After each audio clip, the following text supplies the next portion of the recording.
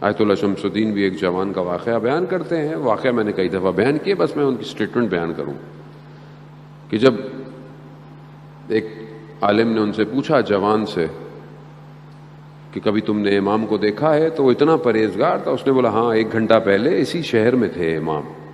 تو اس نے پوچھا کہ کیسے اس مقام پہ پہنچتا ہے آدمی؟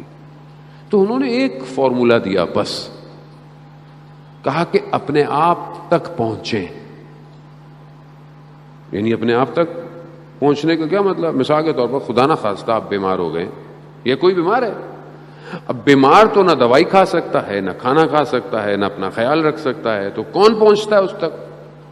اگر ہاسپٹل میں ہے تو نرس, ڈاکٹر, کوئی جو اس کے ساتھ ہے, اٹینڈنٹ, وہ پہنچتا ہے تاکہ اس کو اس کی بیماری دور ہو, یہ صحیح ہو. وہ جوان کیا کہہ رہا ہے؟ خود اپنے آپ تک پہنچو, یعنی کوئی نہیں پہنچے گا, خود پہنچو.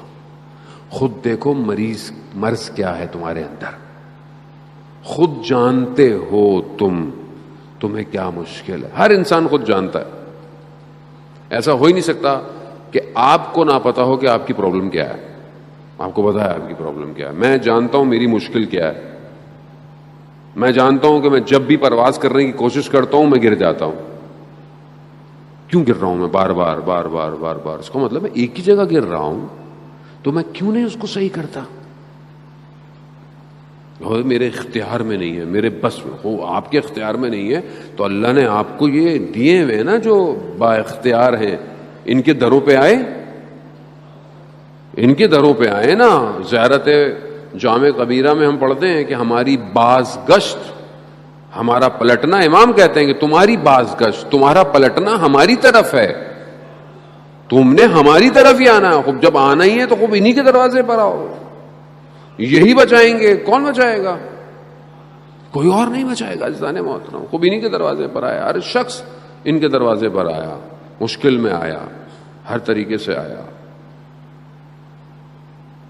اللہ آغا انصاریان بہت بڑے عالم دین ہیں. کووڈ کی وجہ سے وہ بھی بہرحال اس سال مجالس نہیں پڑھ پا رہے ہیں. اللہ تعالیٰ ان کو شفاء کاملہ عطا فرمائے. وہ حرم امام رضا میں مجلس پڑھ رہے تھے, خادم کا ایک واقعہ بیان کیا انہوں نے.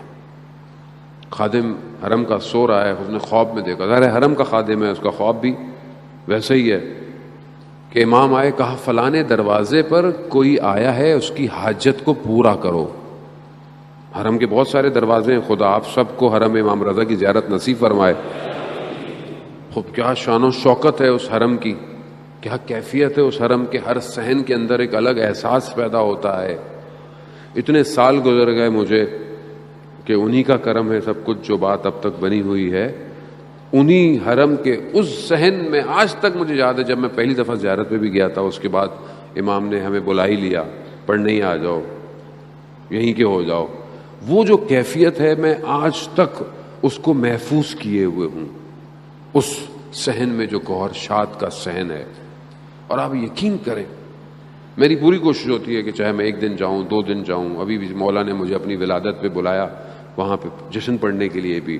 شب میں سحر میں جب میں وہاں جاتا ہوں, اتنی عنایت ہے, اتنا کرم ہے, اتنا کرم ہے, میں آپ کو الفاظ میں بیان نہیں کر سکتا. امام ایسی وادی میں لے جاتا ہے آپ کو کہ یہ اس حدیث کا مصداق ہے کہ خدا نے ہمارے ذریعے سے اپنے آپ کو پہچنوایا ہے. وہاں جاتے ہی مطلب توحید لبریز ہونا شروع ہو جاتی ہے. وہ خادم گیا, دروازے پہ گیا, جا کے دیکھا تو کوئی شخص نظر نہیں آیا. جب دیکھا تو ایک کتا ہے. کتے نے جیسی خادم کو دیکھا تو مشہد کی گلیوں میں چلنا شروع ہو گیا. جاتے جاتے دیکھا ایک جگہ سڑک کنارے جو پانی بہ رہا ہوتا, اس کے اوپر جالی لگی ہوئی ہے, نالا جو ہوتا ہے صاف پانی گزرنے کا. دیکھا اس کا بچہ اس جالی میں پھنسا ہوا ہے. انہوں نے دیکھا, اس کو نکال لیا. آغا انصاریان حرم امام رضا کے اندر امام سے مخاطب ہوئے, یا امام رضا, ہم جانور سے کم تو نہیں مولا, آپ کی بارگاہ میں آئے ہوئے ہیں.